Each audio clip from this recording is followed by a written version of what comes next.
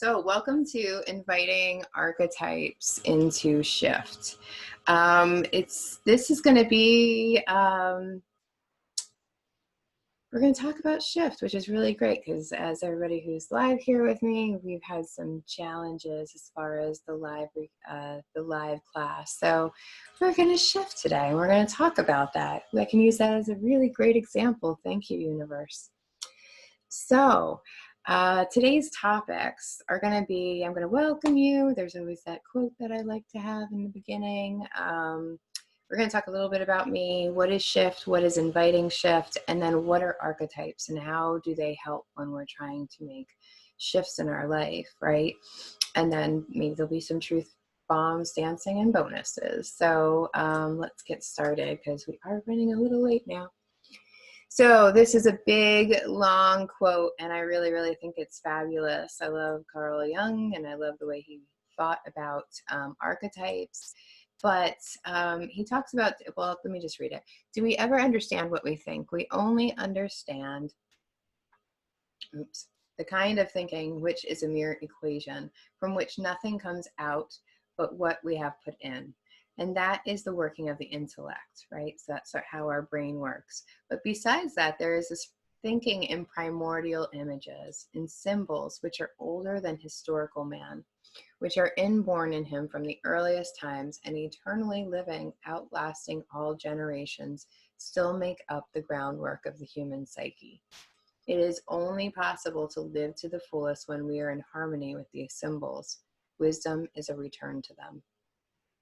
So that's a really long way of saying that archetypes are like symbols. That's why Carl Jung described them way back when, was because, let me move this, I don't have the buzzing of my computer in the recording.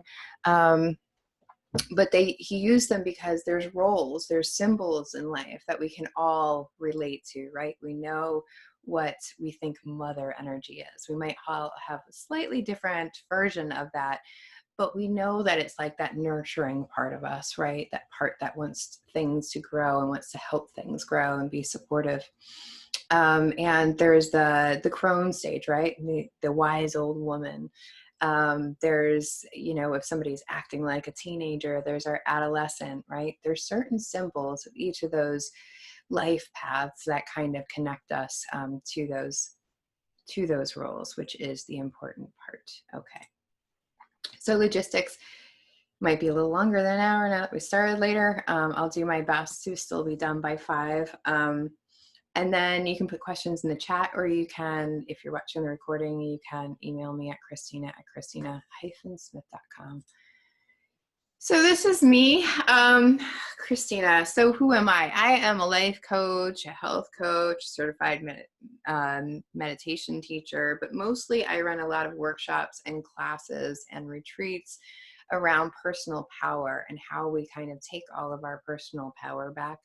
When I was young, I was really good at math. I think it was learned because I learned that there was a right answer for everything.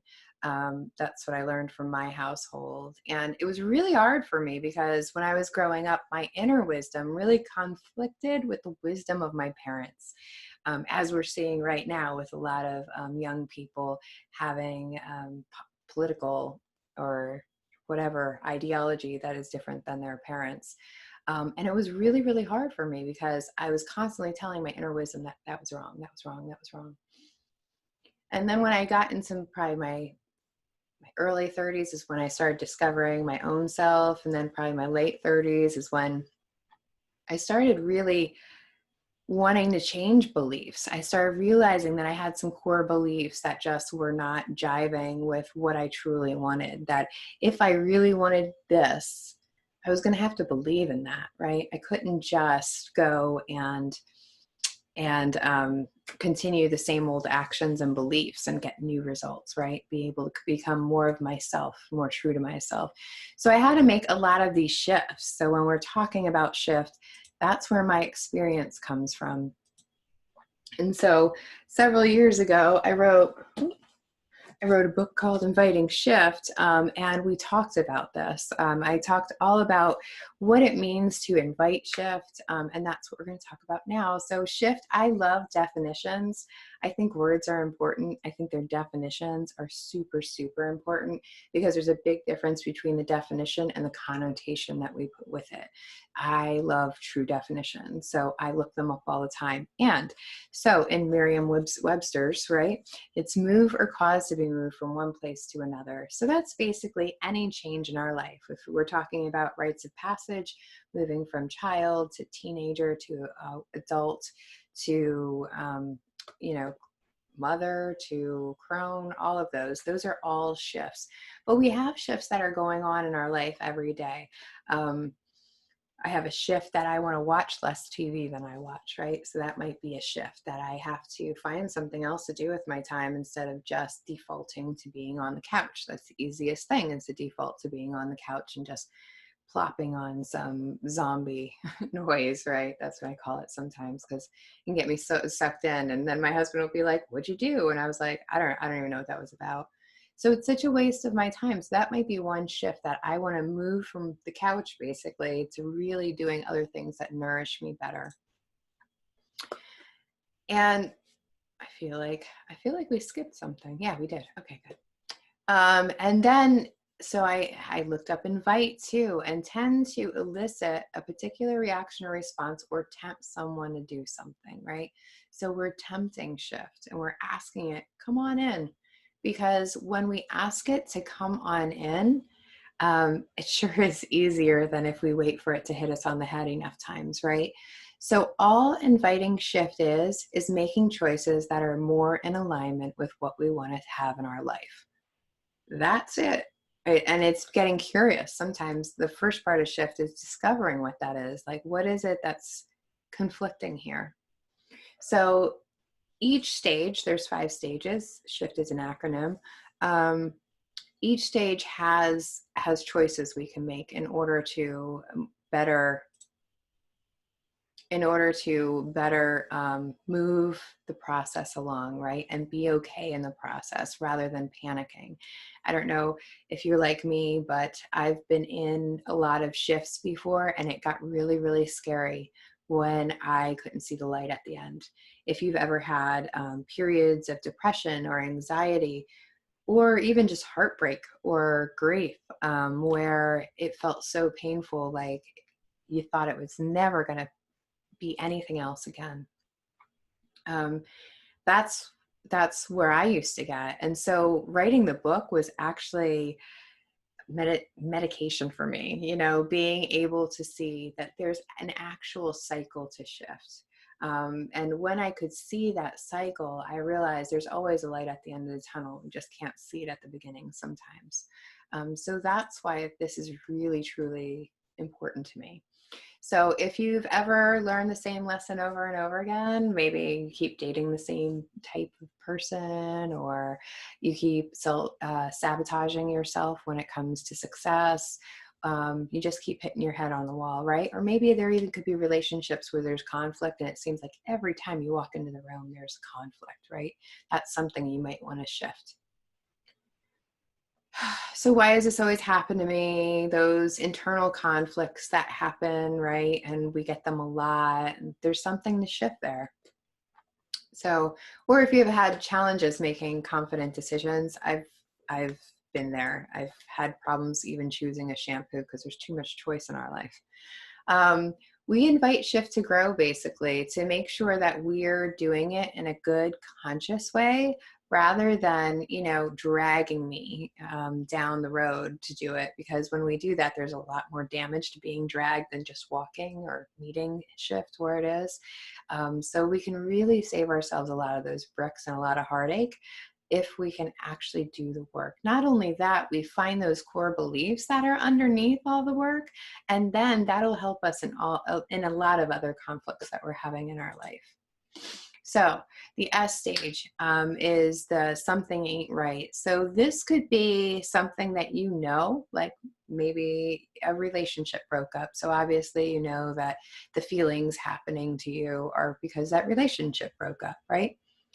When I say it's marked by uncertainty, it's usually an uncertainty of the future of some type. So even if you know what the thing that ain't right is, it might be that now that you've broken up, you don't know what the future looks like, right? You kind of had that in your mind that that was going to be how your near future was going to be. Or it could be that we just don't know. We just have this feeling of conflict sometimes. We don't really know what's going on there. Or we have this hesitancy or this, I can't make myself do this thing even though I want to, right? There's some kind of shift underneath that thing that's holding us from doing that thing.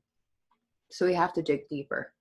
And the choice here is to uncover it or not. I mean, I don't know about you, but there's plenty of times where I've gotten to this stage and I was like, we're just gonna sweep that under the rug because I don't want to look at it. It's gonna be hard, it's gonna be painful. I don't want to think about it any other way in which I have been, right? It's just easier to go with my default.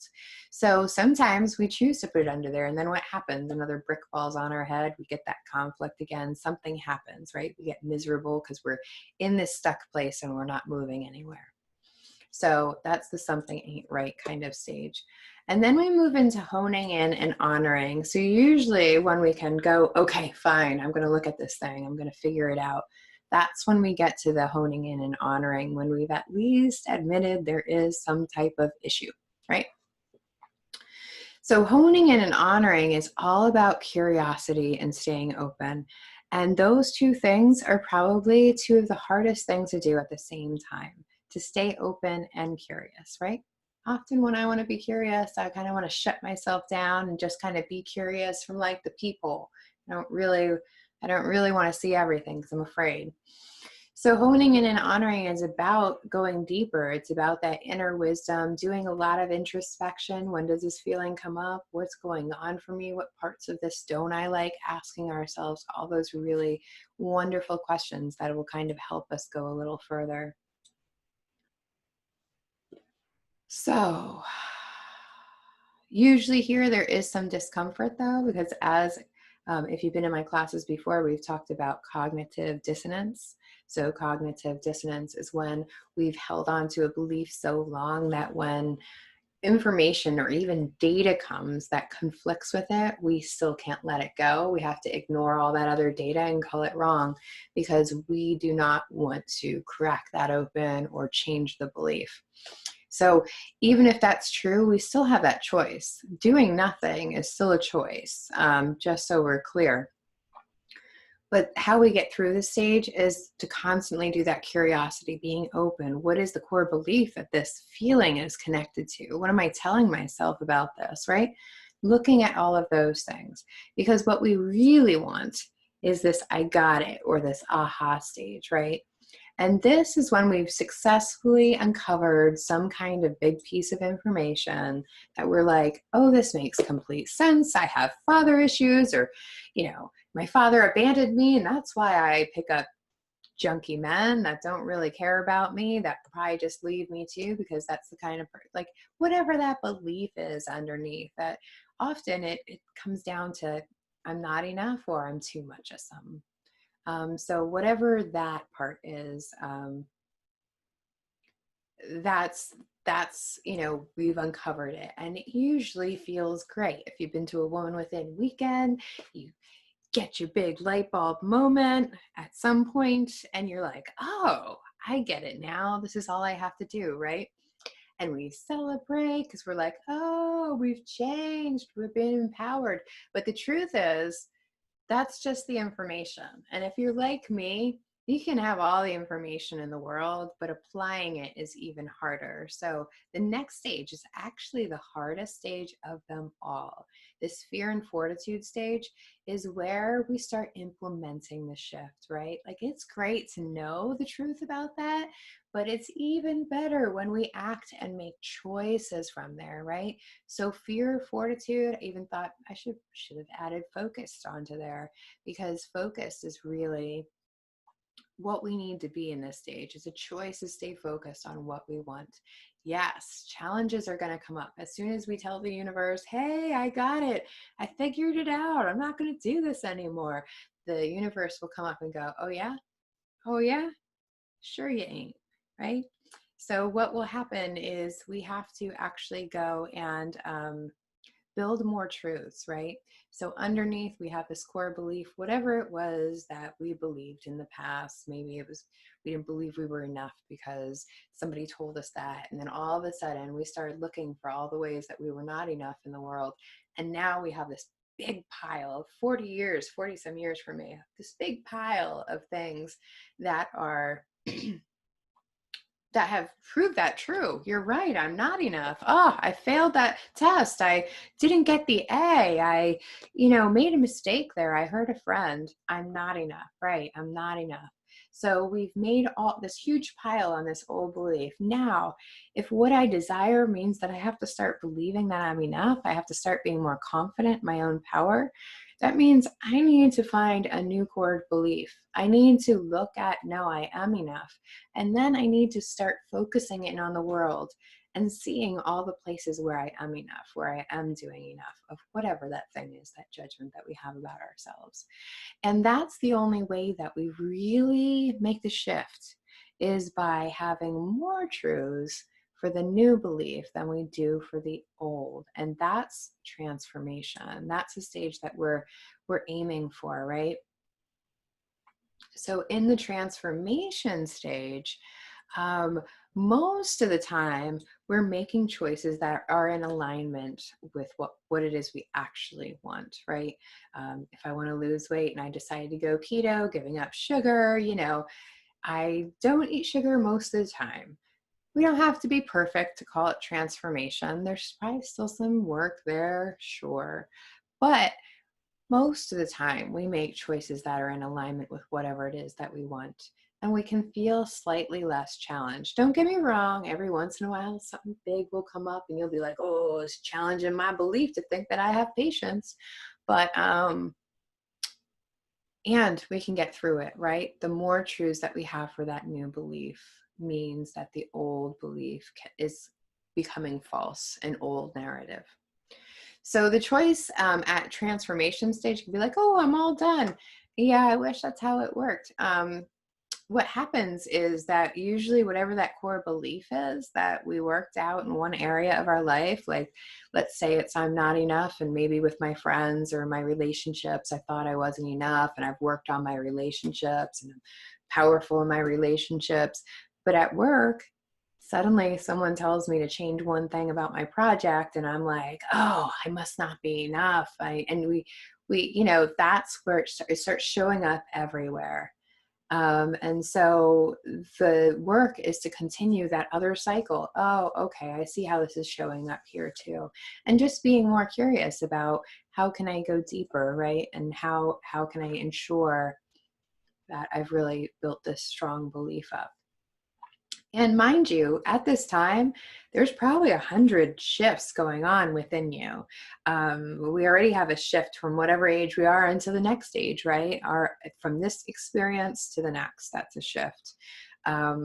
This year, we've been blessed with a lot of challenges to look at and be able to see our own power in. I'll call it that. That's my positive Pollyanna for the year. So so this is how you can get through some of that stuff. Where are you in the stage of accepting whatever it is you need to accept about what's happening in the world right now? So there are specific tasks and choices that we can make at each stage, right?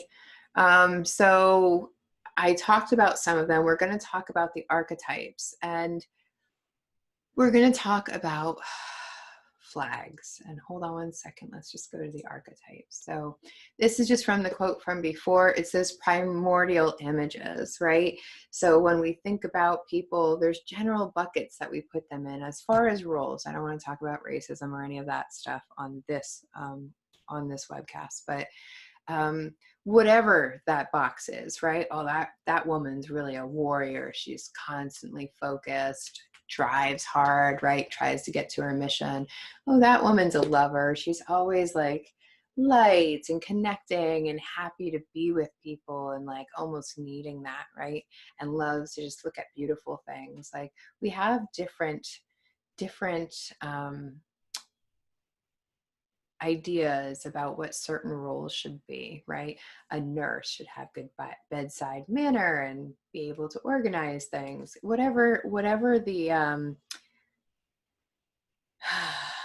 whatever the role is that we're coming up with, there's specific key strengths and not so strengths, right? I don't want to say weaknesses because that means it's like they don't have enough, but most of the archetypes, they don't need all of the characteristics, right? There's specific characteristics that we relate to them. But when we talk about archetypes, I can't stop but talk about shadow work. And I am not a shadow worker. I do talk about shadows in coaching and in workshops, but I am not an official shadow worker, just to have that clear. But everyone carries this shadow, and it's in this unconsciousness, right? So I have a whole lot of stuff going on in my brain at one time. So it's this unconscious, and the more that we don't want to look at this unconscious behavior, right? Those behaviors that maybe everyone else can see about us, but we don't see them about ourselves, right? The more that we don't look at those things or seek them out, they get darker and denser, and it gets scarier to go into that place where we're like, what's going on? We don't really want to look anymore. The waters are too murky, right? And then all that counts is that it forms from an unconscious snag, thwarting our most well-meant intentions. So a shadow is often something we see in someone else. It can be good, it can be bad, but we have a judgment about it, or there's a trigger about it within us. Like we got an emotional, whoa. That's usually how I figure out my my shadow is. I can look at other people and there's some kind of trigger. Sometimes it's a really beautiful trigger, like, oh, that woman is so graceful and so spiritually grounded. You know, it could be like really beautiful things. Or it could be like, oh, that woman's so judgmental and oh, I can't stand it when people are like that, right? Either one, both shadow. And the reason that is because the emotional trigger is telling us that there's something there for us. And if we can notice something in someone else, we already have that quality. We're just not expressing it. It's in the shadow, right? So I used to say all the time that I have no patience. And in the last year, when I've really built like a meditation practice, I realized that patience is actually related to my emotional well-being. And if I can be emotionally still and well, I actually have a lot more patience. I know, weird thing. But that's what I mean when we're saying that we can pull those things out. We always say that we can't do these things, but if we can notice them in someone else, we have the ability. Now, I'm not saying that every characteristic we should go after, right? We all have our specialties, I like to say. I am never, probably, well, I don't want to say never. It's very unlikely that I should ever become a complete default to my lover archetype. It's one that my warrior judges severely. And there's certain aspects of it, right? That whole not caring about canonical time, not like having easy breezy beautiful. That's how I see the lover, right? She's into beauty and she's into ease, and sometimes that's really challenging for me, even though I really want that. And I get really envious of women who seem to be able to pull it off in a beautiful way. It's still in my shadow. Like it's still one of those things I have to pull out if I want to. Right now, I mean, well, 5 years ago, my warrior was completely happy, you know, just being in the light all the time. Now I'm bringing more of my lover in, right? So that I can change the shadow that's happening. So I can pull it out of the shadow. And this could be even self-sabotage, right? The things that we do to self-sabotage ourselves, right? We really want to pull those out in the shadow and we want to look at them and keep them right here. Oh, I see. Every time I'm about to be seen, I come up with some technical nightmare so that I don't have to be seen, right? Or whatever we do, right? Like maybe I get sick before something happens really big in my life, or maybe somehow I convince other people that I'm not really the person that should be doing that. Whatever it is, we need to pull it out of that shadow and constantly look at it and go, am I making this decision based on this belief, or am I making this decision because this is what I truly want? So I just want to talk about shadows because every archetype can have characteristics that are in shadow, and every archetype can be imbalanced, right? So there's a line on everything, right? From extreme to extreme.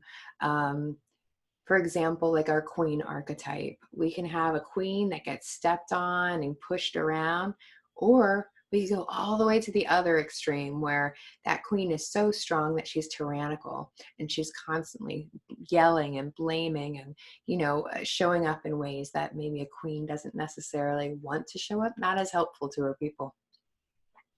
And somewhere in between is where we want to be. It's individual for everybody. The characteristics that we focus on are individual, but somewhere in between we want to be there. So that's a very short overview of what archetypes are.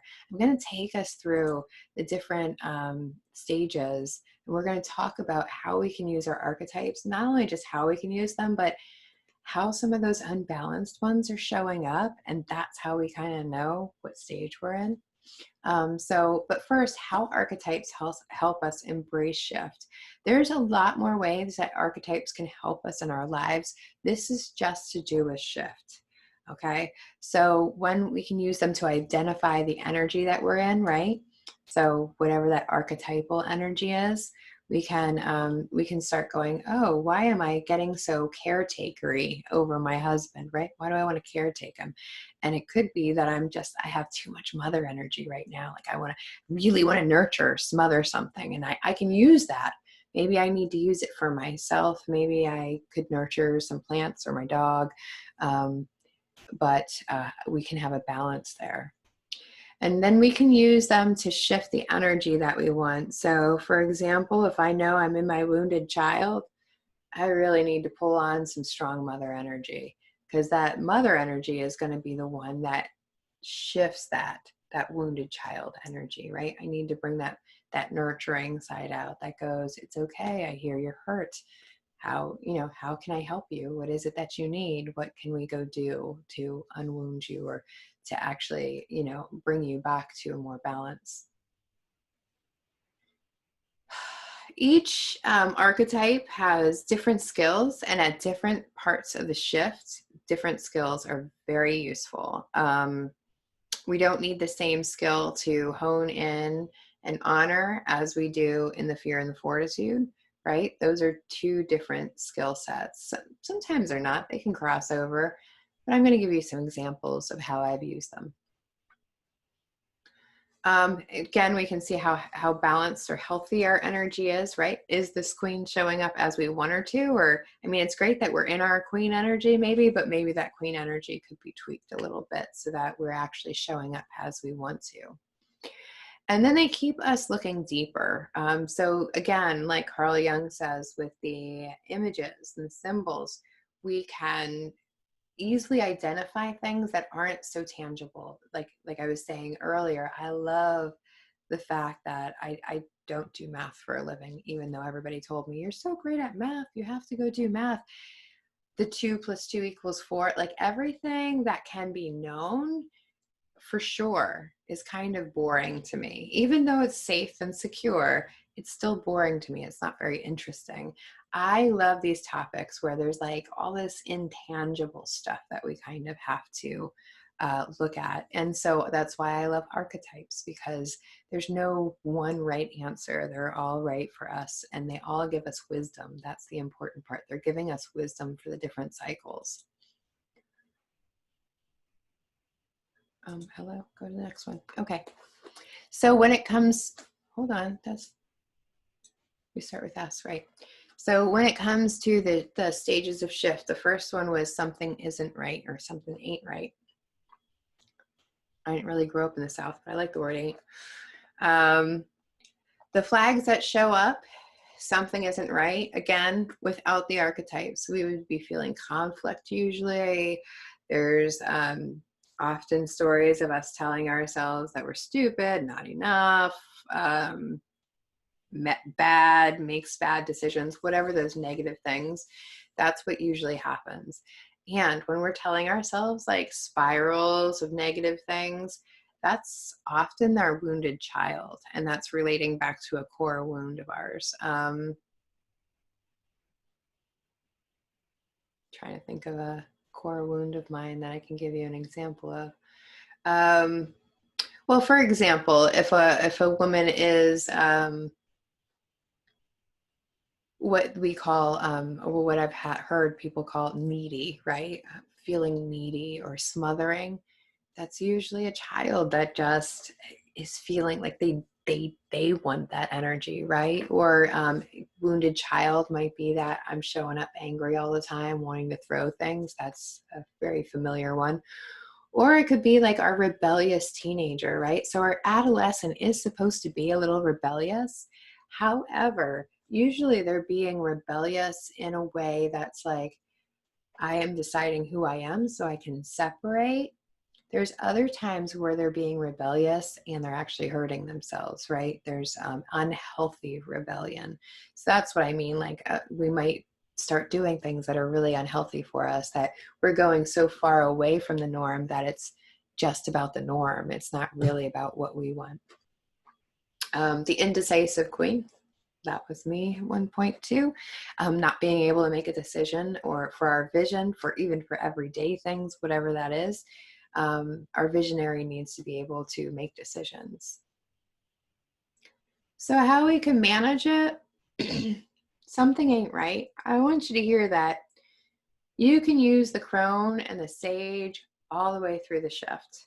They may not be as helpful in some of the other places where you have to actually do action and work, but the crone is our big picture. She knows whatever it is that we've gone through or we're going through, we're going to get through it. Other people have been through it. It's going to be fine. It's just a cycle of life. Grief is fine. Sadness is fine. Anger is fine. Happiness and joy are all fine. They're all the same. It's just this big picture that it's just part of life, moving through all these shifts. And the sage, of course, is that spirit, that one that can keep us spiritually grounded and guided, right? So that we can tap into that sage for some inner wisdom. And inner wisdom that's, aligned with our moral and ethical beliefs. So that's how we can do that. And usually, sometimes just sitting in the something ain't right is being okay that it just ain't right. Sometimes it doesn't come until we're just okay sitting in that discomfort. Okay. Realizing I forgot to do a check-in, and it's okay. We'll just talk at the end because I think I'm almost done. So honing in and honoring the flags that show up. Spiritual and mental bypassing. If you've taken a class with me before, you've probably heard those terms before. Positive Pollyanna. These people are really wonderful. I love them. I appreciate them. I'm grateful they're out there. They're just a little too positive for me. Positive Pollyanna is just, what's a silver lining? What's a silver lining? It's not even what you're learning. It's just like, how can I see this as good? I'm just going to constantly come up with good stuff. And that's great. That's a great skill. But it doesn't take away that we still have to sit in the discomfort, right? So positive Pollyanna doesn't want to sit in the discomfort. She doesn't really want to dig any deeper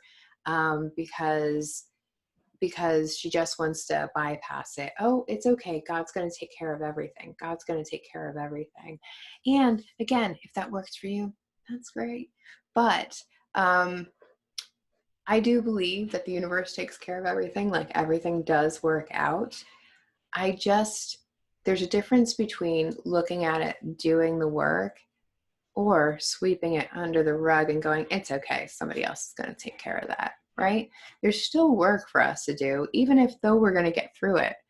We might get through it and then have another brick thrown at us in our head, right? Because we're just like, well, well, I haven't really learned the lesson. I've just sugarcoated it or put a nice wrapping on it and said, oh, nope, it's all fine, and ignored it completely. That's not the same. So our positive Pollyanna sage isn't always going to help us. We want our sage to be uplifting and inspiring and grounding. We don't need them to sugarcoat things. The tyrannical queen, often when we're honing in and honoring, it's that stage where our ego is being triggered constantly because we're having to be open and learn new stuff and see other perspectives. And our ego doesn't want to do that. Our ego wants to believe that whatever we're doing is perfectly fine and just okay. We don't need to make any changes. And so often this controlling queen can come out. Or it could be a controlling mother even, where, trying to make everything right. One right answer, got to be this way. Everything's got to be perfect. And so they're like constantly demanding or blaming when things are not, when they're not feeling, very smart or enough or whatever the stories are. Because in the honing in and honoring, we're going to have a lot of stories. And then sometimes we have that overreactive warrior too, right? Like, oh, something goes wrong. And because I'm not clear and whatever, like I have all of this conflict going on at one time. So again, we often want to control things in the way the warrior does, cut them at the knees and just get rid of the problem altogether. So ways that we can manage it, this queen energy knows that we can sit in all of that stuff, that all of the problems of the kingdom or queendom are quite normal. We can also use our judge. That's to help our ego go, it's okay if you're not right here. We're learning, we're going to figure this out, right? And our judge can really be decisive and I'm missing the word I'm looking for. Discerning. Our judge can be really discerning over what is really truly in alignment with what we want and what isn't. So the judge can be stern enough to say, yeah, I hear you don't want to look at this. And, it all leads to here. This is the judgment that I have, right? And then I put the child here. The child should never be doing our healing work. The child can be invited to healing work, or we can use our child to nourish ourselves, right? To rejuvenate, to get our curiosity back. The child has a lot of curiosity. That's a skill that we could learn from her. But she's also playful, so she's going to nurture our playful side and our creativity as we kind of move through this. Oops, my mouse is not there. Okay, I got it. Aha. So the flags that show up, I feel like this didn't change. It didn't. Okay. Okay, it does change though. So I haven't messed them all up. Okay, so I'll probably have to redo this slide. But in the meantime, the flags that show up at the I got it aha stage, to tell you the truth, there's not a whole lot except that we have a few that will come in and tell us we're all done, right? So often our warrior will come in here and be like, yes, we figured it out. We got it. I'm so glad this is all done. And it's not. What we really want to do in the I got it stage, because this is just a blip. The I got it stage is like a blip. It's that one moment where you're like, bling, light bulb, right? It doesn't last very long because usually we go straight into the challenges right away. However, what I want you to remember at this stage, really truly, is that we want to celebrate it. So bring your lover out for this one. Let her see the beautiful things. Maybe buy you a beautiful thing. Maybe just celebrate how beautiful you are and all of the work that you've done to really get to that, right? To find that core belief underneath. That's not easy. We're also going to use our sage because the sage is going to keep us, again, spiritually grounded and looking at that I got it, right? And we can even bring our our healthy warrior in for this one, right? Because at the I got it stage, after we've celebrated, right? We want to celebrate first. But after we've celebrated, our warrior can start, like, making action. So the warrior is going to need to come in and go, okay, well, if this is true, then this is what needs to get done, right? So sorry about that slide not being done. Come on now. Okay. See, why does it do that? Why is it skipping? Okay. So fortitude and fear, the flags that show up, oh, the wounded child will come up. If you had any question about that old belief before, it'll come up now. And again, so that wounded child's going to come up again, because she's going to say, I remember I'm not good enough, or whatever the story is, right? And so she's going to want to back down. The wounded child has no place. The child at all has no place really in the fortitude and the fear. This is women's work right here. These are grown archetype works. So we want to make sure that we're bringing the grown archetypes with us, right? The child isn't responsible for healing ourselves or making it through challenges or, creating our vision. The child's there to play and be indulgent, really, right? So the other thing that'll show up is the indulgent mother. Woo-hoo, my indulgent mother shows up all the time in my fear and fortitude. And that means that we spoil the child, right? I mean, that's like, okay, you don't have to fit that boundary. You don't have to get in trouble for that thing. Or, oh, you did what was expected of you today. Here's a giant treat. I love to indulge myself. And it's important to sometimes indulge ourselves. We should nurture ourselves somewhat. However, indulgence is no boundaries. And when we have no boundaries, we're never going to be able to use that as fortitude. That's going to have us go into fear. I'm not saying that you can't reward yourself for making good choices. You can do that, yeah. But if I'm trying to make one shift, we want to make sure that we're not creating more things to work on. Like, if I'm trying to quit smoking, I probably don't want to eat 16 brownies every day, right? I mean, because then I'm going to have a whole other problem. So the indulgent mother can go overboard. Where are we at time? Oh boy. Okay. So, and then this weak warrior that just doesn't want to stand up and do the mission. It's like, I don't feel like it, right? So it's weak or uninspired warrior. And how we can manage it is we use a lot of that queen energy to stay solid. And that's that beyond mother energy where she's like, yeah, I'm not your mother. And here's the boundaries of the queendom. I want all of my servants and all my people to be happy. And in order for that to happen, I need to have really great boundaries. Our warrior can come in, help us warrior through some of those shifts. And then our lover can come in to make it more graceful, make it more entertaining. I don't know if I want to say entertaining, but make it all be done in a way of presence and really consciously, loving where you are and desiring what it is that you want. The lover is there to go, yeah, but we have to keep going on warrior, because what we really want is down there by transformation. And so we just have to keep doing that. Can we keep doing that? What do you need? Do you need, to be nurtured? Do you need to go connect with a friend so that we can continue on and with the energy and move forward? And then transformation. I don't really have flags for that. We usually can tell when we've transformed something.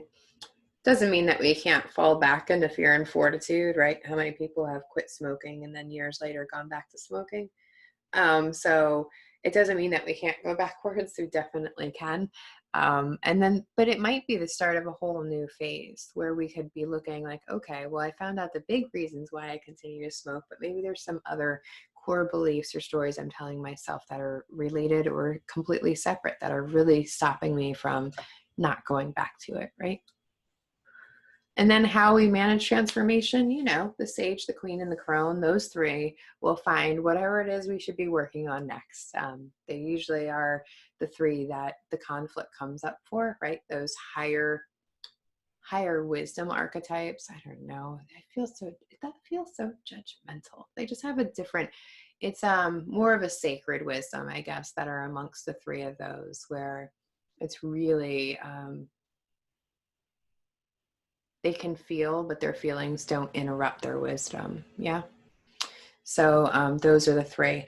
Now, you don't have to have all of these. You can choose one. If you decide that you need a sage, but you don't need a queen, hey, do you, whatever works for you. But for me, imagining an archetype, and, you know, transformation takes a while. So sometimes when I'm in my transformation or I'm in a stage, I want the queen, you know, and sometimes I want the crone, depending on the space that I'm in and what it is I really, really need. So them is the facts. I have 2 workshops starting next week, Monday and Tuesday evenings. You are welcome to come join us. Please come join us. If you need help with payments or whatever, let me know and we'll work it out. But I think these are backwards. The archetypal power circle, it says June 9th on the desire map, but we actually aren't starting until this week because of all the chaos in this world has delayed us a week. So if you'd like to take the desire map, I'd love to have you join us next week. The desire map is all about really figuring out what it is that we want to align to. What is it that I really, really want? And what happens is we come up with core desired feelings, and those core desired feelings they're the answers to all of our questions. Whatever decision we need to make, we can make out of how we want to feel. That's what we truly, truly desire. It is a Daniel Laporte workshop. It's phenomenal, phenomenal. I do the workshop for myself every year, but I do workshops all year round for other people. The archetypal power circle, I'm really super excited about. These are both a little late for East Coasters, so I'm really, really sorry about that. It's like 10 to 12 on the East Coast, but it's 7 to 9 on the West Coast. So the archetypal power circle is going to be it's like a small coaching program, basically. So it's a group coaching program where each week we're going to get together for 2 hours, much like, you know, an open circle, only different, because we're going to have exercises to do. We're going to talk a lot about archetypes and how we can apply those archetypes to our life, what we're seeing about them being unbalanced in our lives, and how we can kind of shift that. And it's 8 weeks as well. So every week we'll have a different archetype that we talk about so that we can try it out in the world for a week and then come back and, you know, report how it happened, you know, what happened when I stepped more into my queen, or I balanced my warrior energy a little bit more. So that is all of the sales I have for you. If you have questions, if you're watching the recording, you feel free to email me at any time. Yeah, I think that's all I have for the recording. So I'm going to stop the recording so I can see all the beautiful